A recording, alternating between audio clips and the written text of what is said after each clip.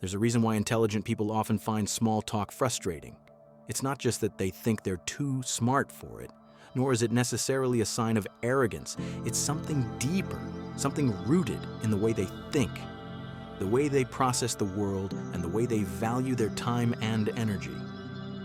Take Friedrich Nietzsche, the German philosopher, for example.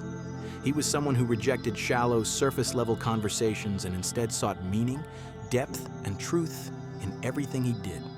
He once wrote, "It is not a lack of love, but a lack of friendship that makes unhappy marriages." This speaks to a fundamental truth.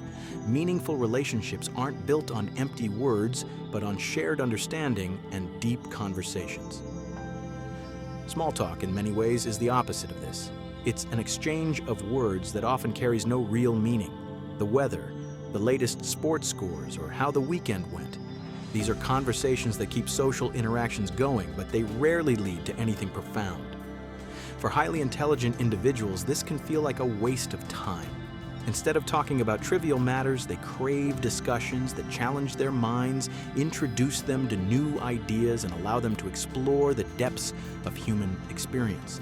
But what do they do instead? What sets them apart in the way they communicate?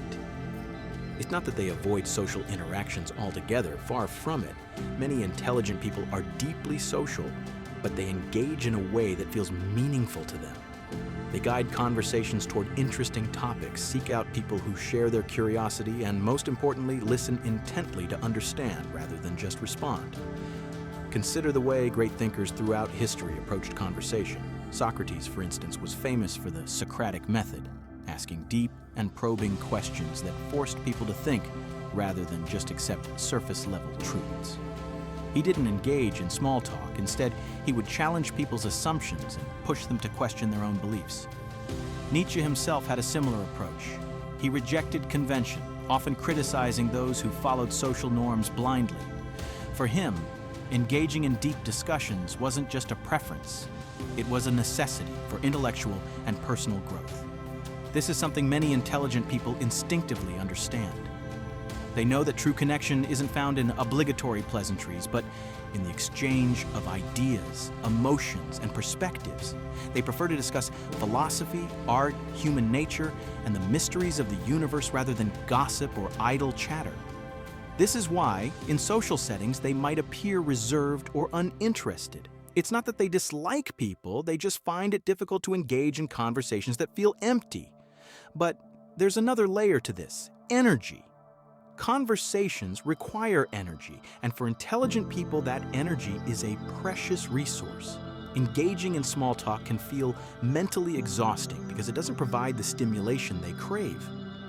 They would rather spend that energy on something meaningful, reading a book, working on a creative project, or having a conversation that truly matters. The famous physicist Richard Feynman once said, "I would rather have questions that can't be answered than answers that can't be questioned." This speaks to the mindset of intelligent individuals. They don't want conversations that simply confirm what they already know. They want discussions that challenge them, force them to think differently, and introduce them to new perspectives. But this doesn't mean they're antisocial or incapable of engaging in casual conversations. Many of them understand that small talk serves a purpose. It can be a bridge to deeper conversations. Sometimes it's necessary to start with the weather or a simple greeting before transitioning into something more meaningful. The difference is that they don't linger in small talk. They use it as a stepping stone. For example, an intelligent person at a party might start with a generic question like, "How do you know the host?" But instead of letting the conversation stay at that level, they might steer it towards something deeper. "What's the most interesting thing you've learned recently?" Or, "If you could live in any time period, past or future, where would you go and why?" These kinds of questions invite meaningful discussions and allow for genuine connection. Another thing highly intelligent individuals tend to do is observe more than they speak. They listen carefully, paying attention to body language, tone, and unspoken emotions. They notice things others might miss, the way someone's eyes light up when they talk about their passion, or the slight hesitation in their voice when they mention a difficult topic. This ability to read between the lines helps them engage in conversations on a deeper level, Think about Sherlock Holmes, the fictional detective created by Arthur Conan Doyle. Holmes was a master of observation, often picking up on details that others overlooked. While he wasn't one for idle chatter, when he did speak, his words were sharp, insightful, and full of meaning.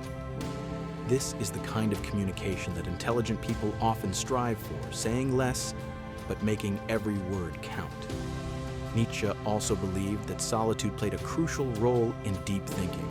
He once wrote, "The individual has always had to struggle to keep from being overwhelmed by the tribe. If you try it, you will be lonely often and sometimes frightened. But no price is too high to pay for the privilege of owning yourself." This highlights another reason intelligent people might avoid small talk. They value their alone time. Solitude allows them to reflect, think deeply, and engage with ideas without distraction. This doesn't mean they dislike people, but rather that they need a balance. Too much social interaction, especially if it's filled with small talk, can feel draining. They need time alone to recharge, process their thoughts, and cultivate their ideas. Many of history's greatest thinkers, from Leonardo da Vinci to Albert Einstein, spent significant amounts of time in solitude, using it as a way to develop their groundbreaking ideas. But there's an important distinction to make here. Avoiding small talk doesn't mean avoiding kindness or connection. Intelligent people understand the value of human relationships, and they don't dismiss others simply because a conversation starts at a surface level. Instead, they find ways to elevate it, to bring more meaning into their interactions. This is something the poet Rainer Maria Rilke expressed beautifully when he wrote, "The only journey is the one within." For intelligent people, every conversation is part of this inner journey, a way to explore new ideas, expand their understanding, and connect with others on a deeper level.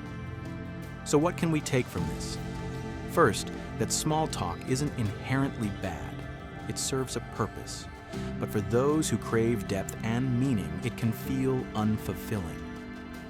Instead of avoiding it entirely, the key is to find ways to move beyond it, to introduce topics that spark curiosity and create genuine engagement. Second, that listening is just as important as speaking. Intelligent people don't just talk for the sake of talking. They observe, reflect, and engage with intention. They ask thoughtful questions and pay attention to the answers, creating conversations that feel more meaningful. And finally, that solitude isn't something to be feared. It's in those quiet moments of reflection that the most profound thoughts and insights emerge. Nietzsche understood this well, and so do many of the greatest minds in history. In the end, avoiding small talk isn't about being superior or dismissive.